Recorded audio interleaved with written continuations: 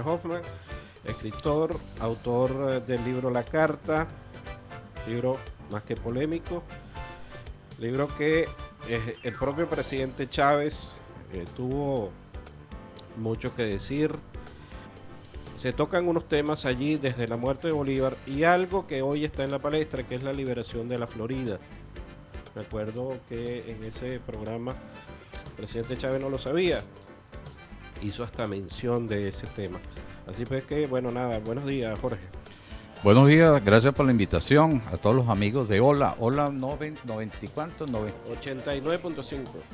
Hola 89.5. Lo que pasa es que ustedes saben que yo estoy prestado. Yo pertenezco a la FM 97.3. De la costumbre, Jorge. Ya lo Y sabemos estos todos. los números se enredan, pero bueno, lo importante es que agradezco la invitación aquí los amigos y bueno, como ustedes se supondrán, es mi hermano Carlos, es el menor de la familia. El tema, por demás polémico, comenzó hace ya 6 años, en el año 2007, con el tema de la muerte de Bolívar, en la oportunidad en que yo tuve la oportunidad de presentarle una serie de pruebas al presidente Chávez. En ese momento yo había sido contactado por Jorge Rodríguez, que era el vicepresidente de la República para entonces. Él conoció en detalle toda una investigación que ya yo venía trabajando desde hacía más de 20 años.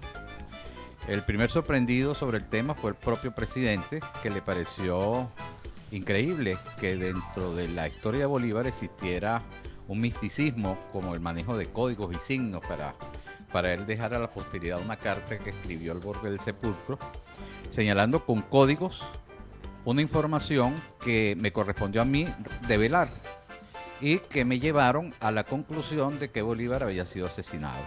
En ese momento el presidente, recuerdo el comentario que él dijo que le parecía eso al código da Vinci.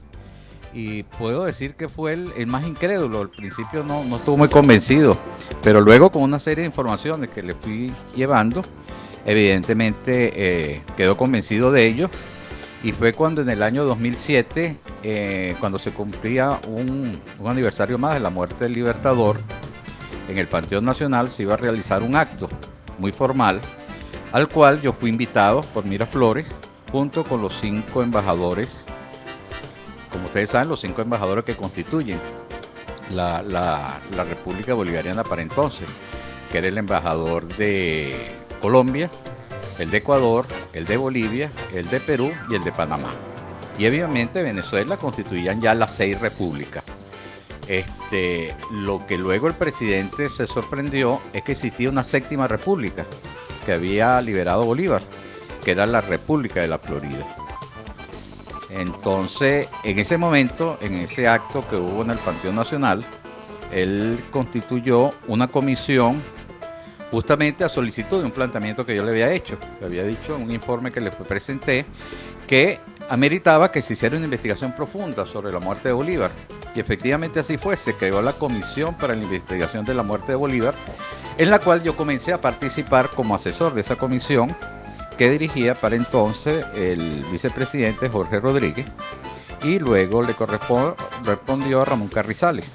Justamente con ellos yo estuve trabajando muy estrechamente sobre la investigación hasta que ocurrieron una serie de hechos que sacaron del panorama tanto al vicepresidente, también al ministro de Cultura, que era el ministro Soto para ese momento, y Ariste Medina Rubio, que era el director de la Academia de Historia, con el que estábamos haciendo la investigación. O sea, nos separaron a todos y entró un grupo de historiadores a controlar la situación. En ese control de la situación ocurrieron una serie de hechos, como el último, ¿no?, que fue la exhumación y una serie de cosas, pero quedó en el tapete una información sumamente importante que lamentablemente el presidente no pudo manejar por las razones que todos sabemos, pero que estábamos seguros que este año iba a ocurrir. Y fíjate que no era premonitoria el que este año fuera a manejarse esa información, porque justamente este año estamos manejando una serie de eventos que tienen que ver con Siria, la invasión a Siria. Y ustedes se preguntarán, bueno, ¿y qué tiene que ver una cosa con la otra? Tiene que ver mucho, y lo voy a explicar por qué. Porque la información que íbamos a manejar este año era referente a una bitácora de una nave de guerra norteamericana, la Grampus, en el cual el presidente para el momento era Andrew Jackson. Y este presidente Andrew Jackson, él envió una nave de guerra a capturar al Libertador, cuando la historia nos dice que Bolívar venía viajando en un bergantín rumbo a Santa Marta.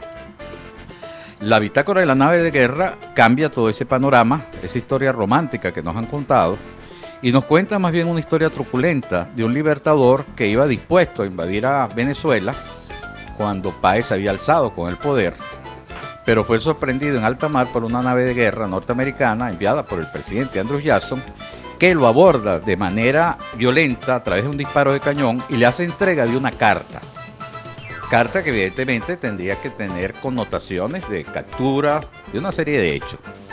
Esa información sumamente grave y que no se conoce dentro de la historia oficial, fíjense qué impacto tendría en este momento cuando estamos hablando ahorita de unos Estados Unidos que ahora quieren invadir una Siria, que hace poco invadieron un Afganistán, lo hicieron también con Irak, fueron promotores de la invasión de Libia, por no hablar de todas las invasiones que han habido en Venezuela, comenzando las de Panamá, cuando Noriega, la de Zelaya en Honduras, en fin, sería larga la historia que pudiéramos hablar de invasiones, pero el que el Simón Bolívar haya estado también en la mira del Imperio norteamericano, con pruebas y confesiones por parte del presidente de los Estados Unidos y de un teniente de guerra, evidentemente tendría una connotación importante si en este momento el presidente Chávez hubiese ido a las Naciones Unidas a denunciar un hecho como este. Y yo estoy seguro que hubiese tenido un impacto muy importante, sobre todo en las decisiones que se tienen que tomar en las próximas horas. Pero bueno, parte de la historia hizo que eso no fuera así. Ojalá no haya sido producto también de otra conspiración, la desaparición física del presidente Chávez, pero el hecho concreto es que eso está ahí.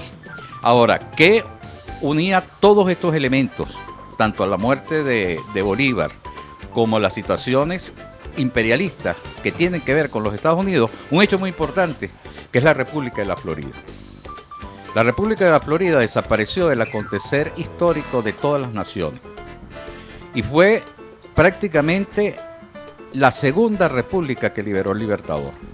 Porque como todos recordarán, en el año 13 Bolívar viene con una campaña admirable, luego que cae la primera república con la capitulación de Miranda, y cuando él llega a Venezuela y constituye la segunda república, esta segunda república cae justamente producto de una invasión donde aparece Boves y la persecución, y Bolívar tiene que exilarse nuevamente. Por cierto, esa segunda república cae y Bolívar encuentra apoyo para una tercera república justamente aquí en Margarita, cuando el 6 de mayo de 1816 Bolívar es reconocido en Santa Ana del Norte como jefe supremo del Ejército Libertador. Entonces Margarita le da a Bolívar ese respaldo, y Bolívar, dentro de esa campaña para instaurar la Tercera República, se va para Guayana.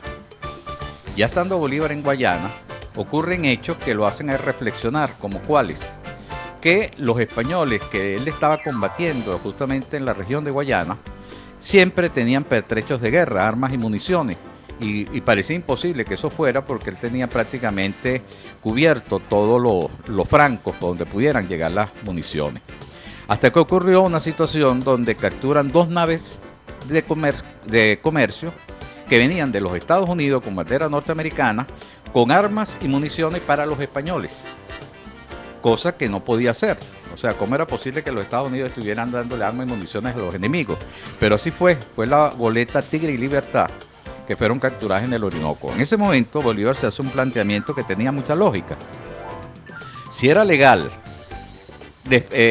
lograr la independencia de regiones latinoamericanas o hispanoamericanas en manos de los españoles, entonces podía hacerlo también con la Florida, porque la Florida estaba en ese momento en manos de España, y justamente por el estrecho de la Florida es donde pasaban todos estos barcos con municiones. Y Bolívar tuvo una arrogancia increíble, que es haber armado un componente militar de 150 hombres al mando de Gregorio MacGregor, que era justamente un pariente de él, y lo envía junto con un corsario, Luis Auri, que tenía una nave, y invaden lo que era en ese momento la península de la Florida. Llegan a la isla Meliá, luego van a Fernandina y constituyen la República de la Florida, y lo hace de una manera muy democrática.